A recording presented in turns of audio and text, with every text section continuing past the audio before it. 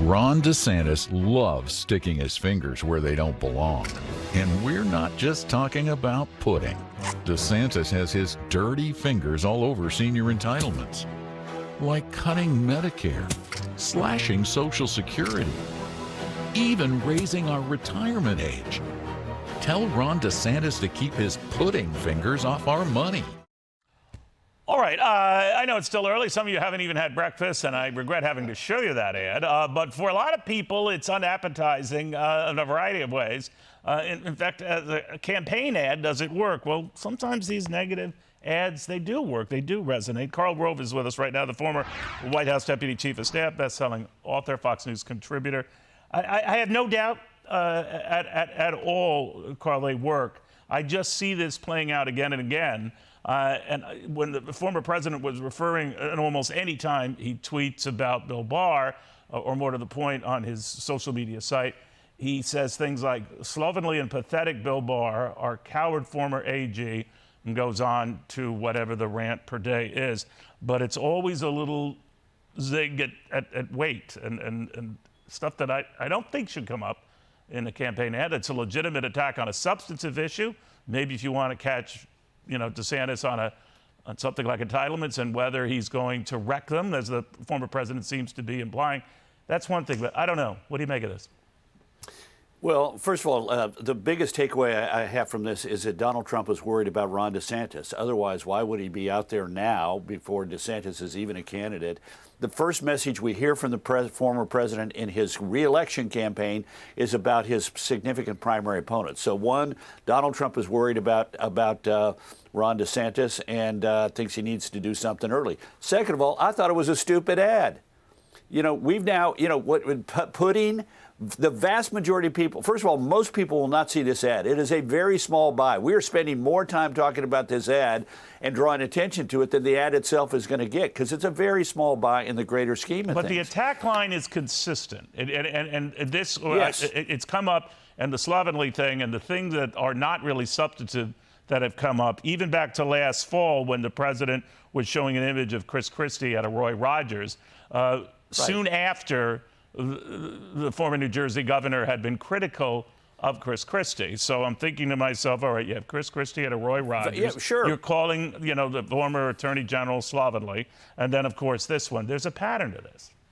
Oh, yeah, which is every time Donald Trump sees somebody that he's upset about, he demands that they strike out at him. And it's not smart, because at the end of the day, if Donald Trump wants to win election, he lost in 2020. He had 94% among Republicans. Do you think that this is going to encourage people who believe that we need to save Social Security and Medicare from going bankrupt? Do you think that this is going to cause them to say, well, you know what? Donald Trump has made me feel better about him? No, it's not. He needs to lay out his vision and spend less time worrying about personally assaulting other Republicans. But it's not hurting his popularity, Karl. Oh, wait a minute. We're now starting to see some evidence. There's a new poll out done before and after the indictment, and it shows that after the indictment, his support among Republicans drops 4 points. You cannot, yes, he's benefited in the short run. It's helping his fundraising. But, at the end of the day, Donald Trump gets renominated and reelected only because he convinces first Republicans that they need to be united. You don't do that by slamming every Republican with whom you've got a gripe. And second of all, by convincing the country that he's got a vision for the future that's going to make it better. This doesn't help with either of those things. And this is where he's putting his emphasis. He's sitting there in Mar-a-Lago thinking up insults about fellow Republicans and then expecting them to fall in line behind him in a November election if he wins the nomination. That's the wrong way to go about doing it. Well, it worked in 2016, didn't it? And it didn't work in 2020, and it didn't work in 2022. You Fair can enough. pull that act off a little bit when you run it against Hillary Clinton. He couldn't pull it off against Joe Biden, and he's in worse shape today than he was 2 years ago, because there are a lot of people, independents in particular, which he won last time around. In 2022, every bit of evidence is that Trump-leaning independents from 2016 and 2020 said no more, and ended up voting for the non-Trump candidates. We saw it in Ohio, where Mike DeWine, a traditional Republican, wins by 27 points, and the Senate candidate endorsed by Trump wins by 7. And the rest of the Republican ticket, Attorney General, Auditor, no, you're Secretary right on of State, all counts. win by 20 And points I up. want to stress here, this isn't only the right doing this or a former president doing this. I mean, there's this left-wing group, I guess they're called Blue Amp Action, that also said of Ron DeSantis, he's everywhere looking slovenly, awkward, and angry. And who could forget when Chris Christie was running to challenge John Corzine, the incumbent governor, what the Corzine camp released. This ad I want you to very quickly react to. You remember quite well. Christie threw his weight around as U.S. attorney and got off easy. If you didn't pay your taxes, ignored ethics laws, would you get away with it? Chris Christie. One set of rules for himself, another for everyone else. This has all got to stop. That's all I'm saying. It's nuts. Yeah. It's Well, let me make one point. Let me make one quick point.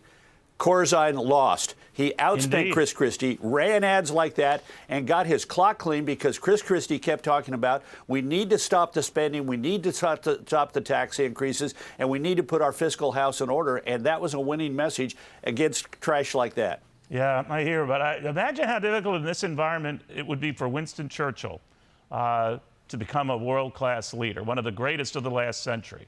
He was a little overweight. I like to call it calorically challenged, but this stuff has got to stop. I'm with you. Let's slim it down. Yeah. So, okay. Let's not get serious about slimming down, Carl. But I hear what you're saying. Carl, thank you very, very much. Karl Rove. Right or left? I'm Steve Doocy. I'm Brian Kilmeade. And I'm Ainsley Earhart. And click here to subscribe to the Fox News YouTube page to catch our hottest interviews and most compelling analysis.